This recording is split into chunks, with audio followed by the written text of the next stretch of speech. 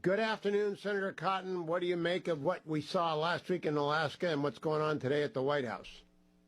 Good afternoon, Hugh. It's good to be back on with you. I'm obviously not at the White House, not privy to everything that's happening, but from the excerpts I've seen, it seems to be going well. That President Trump and President Zelensky have a good rapport, and President Zelensky is clearly committed to a constructive visit that tries to move towards a negotiation that will result in some kind of peace settlement in Ukraine that will help protect his country's autonomy and territorial integrity and allow them to build for the future and get back on their feet, so to speak. It looks like several European leaders, too, are playing a constructive role. Everybody there acknowledges that this happened because of Vladimir Putin, who has a almost unquenchable appetite to reincorporate Ukraine into a greater Russian empire and launch this unprovoked war of aggression over 3 years ago, in part because Democratic presidents like Barack Obama and Joe Biden had tempted him to pursue what he had always wanted to do. Even Vladimir Putin said last week that this war wouldn't have happened if President Trump had been in office, as it didn't happen in his first term in office. So I think right now we're still in the phase where everyone, President Trump, Zelensky, the European leaders, are testing whether Vladimir Putin is serious about any kind of peace negotiation. And if he's not, then we're going to have to collectively continue to show the strength that Ukraine and the United States have shown for the last 3.5 years. Yeah, Senator, I have a column coming out in Fox News tomorrow that every opinion about this is really ill-informed because unless you were in both rooms, the room in Alaska and the White House today, you can't really know what's going on in the state of President Trump's team and President Trump. I am curious, though, since the term security guarantees isn't much on the minds and lips of many newsreaders, what does that mean to you, security guarantees?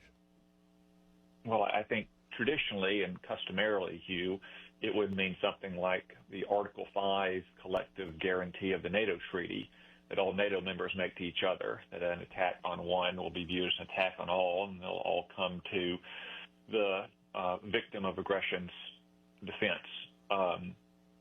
If you're sitting in Ukraine, I'm not sure how comfortable that would make one, though. Remember, Bill Clinton gave security guarantees to Ukraine along with Boris Yeltsin, Vladimir Putin's predecessor, and other Western leaders. And when Russia attacked Ukraine in 2014, where was Barack Obama?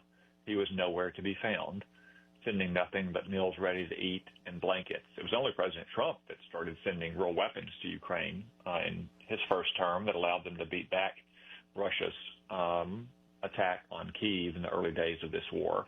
So if you're sitting in Ukraine and you've already suffered from Democratic presidents making and then ignoring security guarantees, you probably think that the main guarantees that you care about are tanks and artillery cannons and drones and men under arms.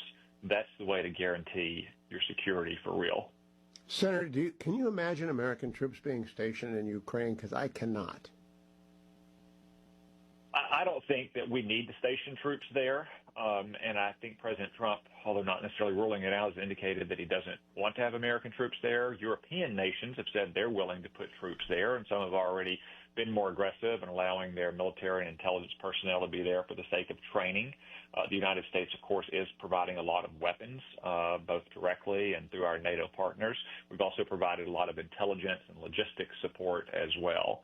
So I think the United States can continue to support Ukraine in that way if this war goes on without having to put any American troops in harm's way inside of Ukraine. Now, I want to switch to Gaza if I can, Senator. You led combat platoons and patrols in Baghdad when it was a very, very much not a friendly city. Gaza is even denser in population. I believe Gaza City might be the most densely populated city on the planet. What does the IDF have in front of it, and what do you think of their plan to move forward to clear and hold Gaza City? Yeah, well, Hugh, first off, not to minimize the threats faced by any American who served in Baghdad over the years, but it really pales in comparison to what we faced or what the IDF faces in Gaza. For instance, in Baghdad, no American troops had to worry about an underground tunnel network in which you could have ambushes pop up from trap doors or through other openings at any point. I'd say, to putting aside questions of density. But it's going to be very hard fighting.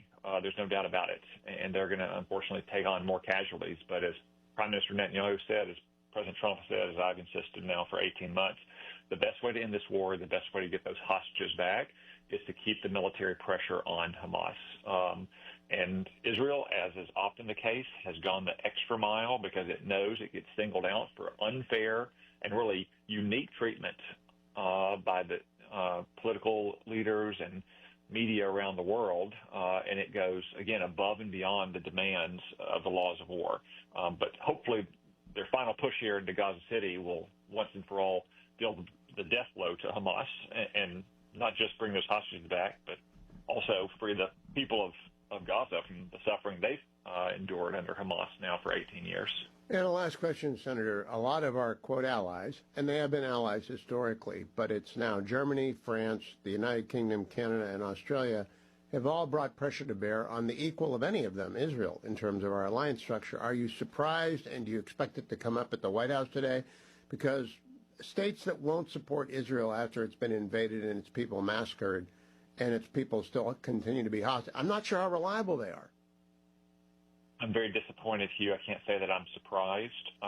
Many of these European leaders have political problems of their own at home. This is an easy way for them to distract away from those problems, a tried and true method of any politician. It's relatively cost-free to them. It doesn't harm them in any way, even though it makes things much harder for Israel and, by extension, the United States, since we're Israel's chief backer. And third, I think some of them just made an electoral calculation. In France and in Great Britain, for instance, the center-left parties there depend much more on Muslim votes than they do on Jewish votes. You've got a number of Labour members of Parliament, for instance, in the UK who need Muslim votes to get elected, and they're making a crass political calculation, which unfortunately ends up rewarding terrorism and making Hamas that much less likely to capitulate when they see that they've got prominent European leaders coming to their aid. I agree completely. Senator Cotton, thank you. Look forward to talking to you next week when we have more to consider in evaluating what's going on between Russia and Ukraine. Thank you, Senator.